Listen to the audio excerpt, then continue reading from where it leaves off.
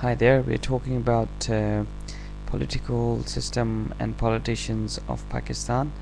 And is so to start with, Pakistan Muslim League or Muslim League was played a huge role in getting a separate land for Muslims in India. And Pakistan came into being in 1947. Mr. Muhammad Ali Jinnah, the Quaid-e-Azam, was first Governor General, and Liaquat Ali Khan was the first Prime Minister. But there was political unrest after 2-3 years after Pakistan was formed. Liaquat Ali Khan was murdered in Rawalpindi in strange circumstances, and his murder case is yet to be resolved. Then comes the dictatorship of Ayub Khan, who was there for good 13 years, 14 years, and during his time he had his own act, and he led the country the way he wanted it to be, but obviously it was dictatorship and not democracy. Zulfikar Ali Bhutto was his foreign minister or foreign secretary as well, and he stood up against Mr. Khan, and brought all the students or most of the students on the road in his favor, and that made Mr. Khan resign. And the political struggle starts from there.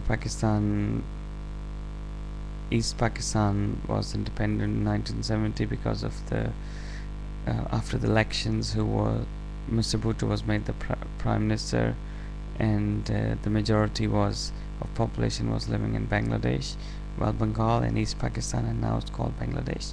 So there was unrest about it. But let's talk about politicians of West Pakistan or current Pakistan. We'll start with Mr. Bhutto. Mr. Bhutto is a son of Sir Shah Nawaz Bhutto, and Sir's title was given to him was from British Empire.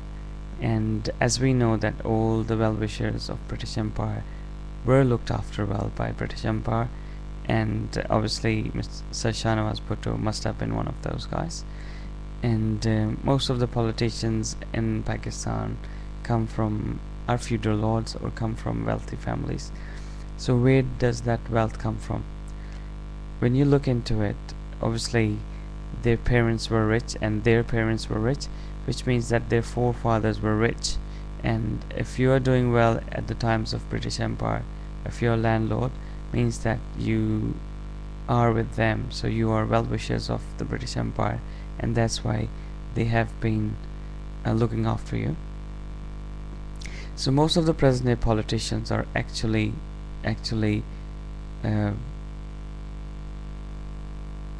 grandchildren or sons of those, or great-grandchildren of those who have had good relationship with the British during their ruling of India. So let's talk about these feudal lords now. They own huge pieces of land. I mean, sometimes you're talking about half the size of a small city in a European country, and just one family would own it.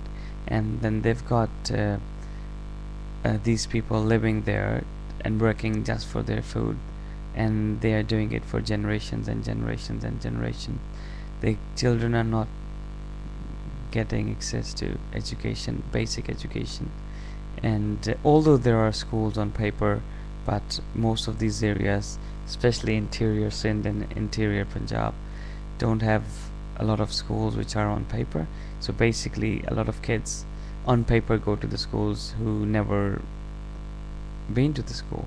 So these feudal lords are obviously running the country like that, and they don't want the people of their areas to be educated, and they have been winning elections from their areas because obviously with their influence, and with their influence, and on top of that, because of illiteracy, people don't know what they are doing, and these people have been elected again and again. How it works in Pakistan is, if you want to be a politician, you need to have a lot of money.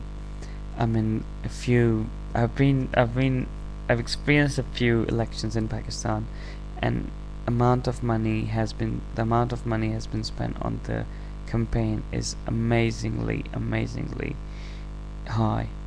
When you see how much they're spending, they need to get it back. And how can they get it back? Because a salary of a minister is not as much, and they get selected for 5 years, and I'm sure whatever they spend in their election campaign, they can't even earn half of that in those 5 years if they go on their salary. But yeah, there are other ways of earning it, and we all know how it works. And all these feudal lords, ex-politicians or politicians, actually run the economy of the country as well, because obviously they've got the wealth, they've got the industries, and they know when to put money in, and they know when to pull money out of the system. And it's so easy to control the things that way, and they are doing it, and they're they're getting richer and richer, and the poor person is going poorer and poorer. So there is something to be done. Maybe land reforms would be a very good idea, but who will do it? I am not too sure. Now, when talking about these politicians in recent times, let's talk about last 15 years. There has been Nawaz Sharif and Bhutto. It's one or the other, People's Party or Muslim League. I've experienced both the governments in my childhood, and it's just like they're actually same people with different faces, and the things have been unorganized either way in either government, and they have been looking after their well-wishers or their workers, which is good for their workers but not good for a common man. There has been a lot of injustice, there has been a lot of nepotism, and there's a lot more things happening over there with these politicians, these corrupt politicians taken over the country. So when we look into the unsuccessful politicians like Imran Khan, who talk about land reforms, they're never gonna get it. I mean, obviously they don't have the wealth to do their campaigns properly, and they do have the passion, and they are not corrupt, but at the same time they don't have the manpower to run a government. But Imran Khan would be a very good opposition leader, and I'm not too sure if he can run a country, but he might do a better job than people who are already running the country. And with the Pakistani politicians, how they are acting against or acting according to the situation of terrorism in present is very strange, because what I got from their speeches, President and Prime Minister speeches, is like we are dependent on America, and we need to do what they want us to do, doesn't matter at what cost, which is strange and sad, because Pakistan has itself got so many human resources.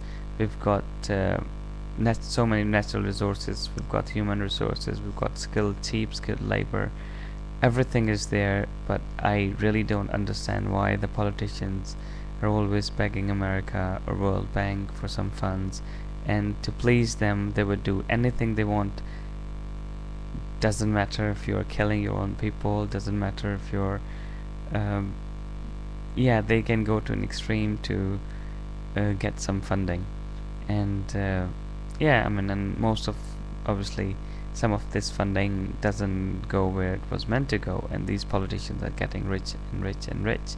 But I can't understand what they will do with all that money. And it's just strange and it's weird, because a person can spend a certain amount of money in his life, or maybe for his next generation, or maybe for his next 2-3 generations, but the amount of money they've been getting, or the amount of money they have robbed Pakistan people is huge. And not too sure if they can utilize all